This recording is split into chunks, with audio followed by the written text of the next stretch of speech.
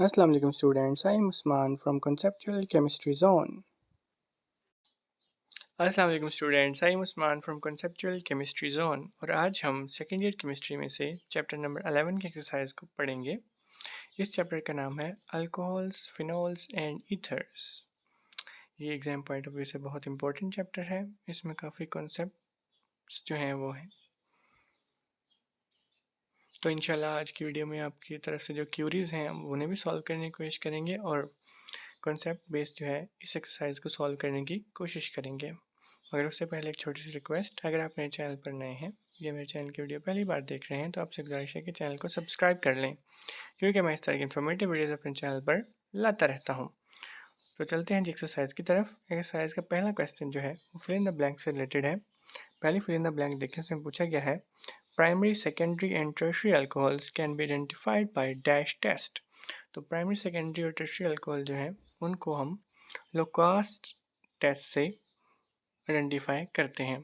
अब Lucas test जो है वो क्या होता है? लोकास टेस्ट में प्राइमरी, सेकेंडरी और टर्शियरी अल्कोहल को जब हम एनहाइड्रस जिंक क्लोराइड और एनहाइड्रस HCl सॉल्यूशन से रिएक्ट करवाते हैं तो हमारे पास ऑयली लेयर बनती है। अब जो टर्शियरी अल्कोहल होते हैं उनमें जो ऑयली लेयर होती है वो इमीडिएटली बन जाती है। जो सेकेंडरी अल्कोहल होते हैं उनमें जो ऑयली लेयर होती है वो 5 से 10 मिनट के दौरान बनती है। और जो प्राइमरी अल्कोहल होते हैं उनमें जो ऑयली लेयर होती है वो जब प्राइमरी अल्कोहल के सोल्यूशन को हीट किया जाता है उसी सूरत में बनती है। तो इस बिना पर हम प्राइमरी, टर्शियरी और सेकेंडरी अल्कोहल को लोकास टेस्ट की मदद से डिस्टिंग्विश या आइडेंटिफाई कर सकते हैं। आगे नेक्स्ट इन द ब्लैंक देखिए, उसमें पूछा गया है oxidation of dash alcohol give ketone. तो हमें पता है कि जब सेकेंडरी अल्कोहल को की ऑक्सीडेशन की जाती है तो ही केटॉन बनते हैं। तो इस फिल इन द ब्लैंक में आ जाएगा सेकेंडरी अल्कोहल।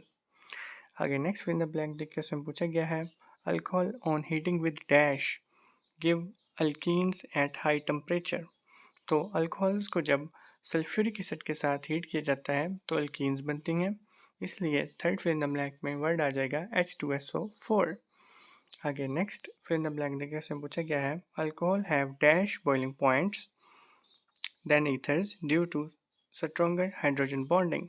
तो अल्कोहल जो हैं उनमें हाइड्रोजन बॉन्डिंग स्ट्रॉन्ग होती है, इसलिए उनके बॉइलिंग पॉइंट भी ईथर की निस्बत ज़्यादा होते हैं। इसलिए fourth fill in the blank में वर्ड आ जाएगा हाई बॉइलिंग पॉइंट्स।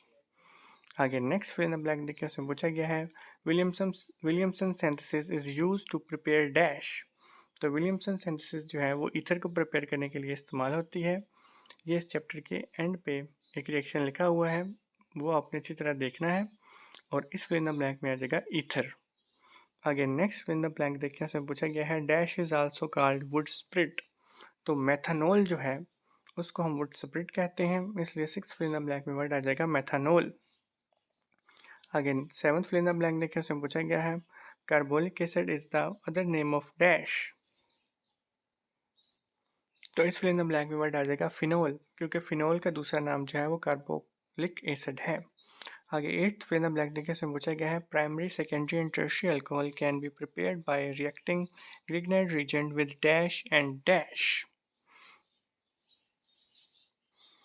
इस फिल इन द ब्लैंक में वर्ड आ जाएगा कार्बोनाइल कंपाउंड्स, क्योंकि कार्बोनाइल कंपाउंड्स को ही जब ग्रिग्नाइट रिएजेंट से रिएक्ट कराया जाता है तो डिफरेंट टाइप के अल्कोहल्स बनते हैं।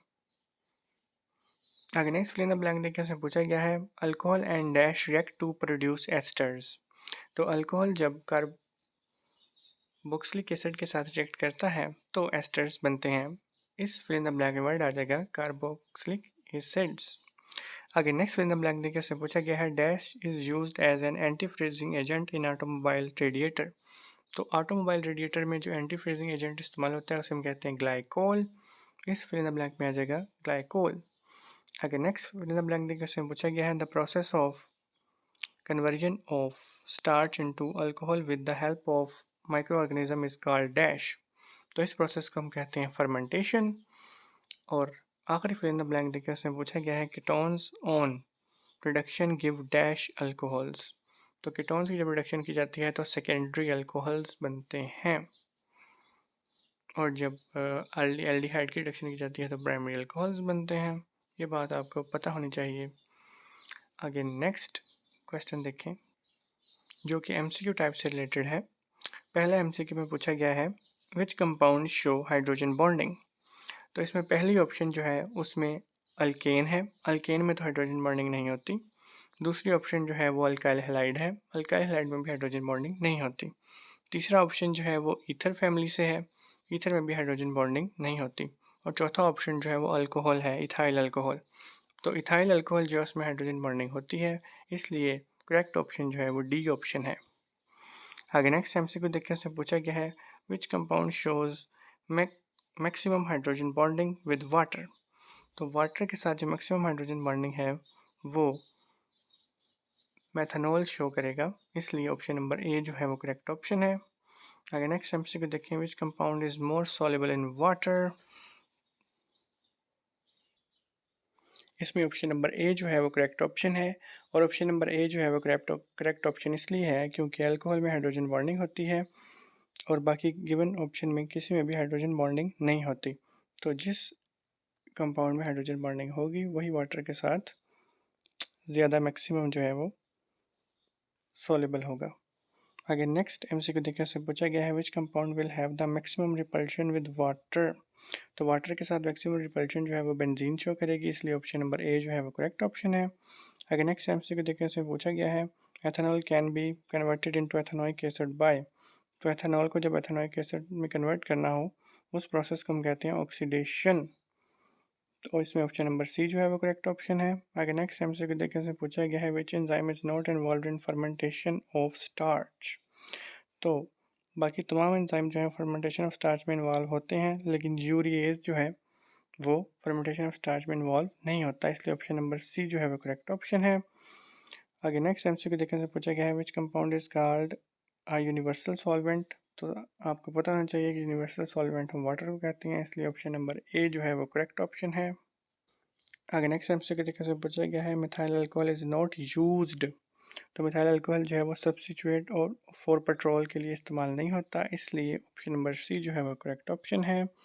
आगे नेक्स्ट एमसीक्यू देखने से पूछा गया है rectified spirit contains alcohol methyl about. तो रेक्टिफाइड स्प्रिट जो है उसमें 95% मिथाइल अल्कोहल होता है, इसलिए ऑप्शन नंबर डी जो है वो करेक्ट ऑप्शन है।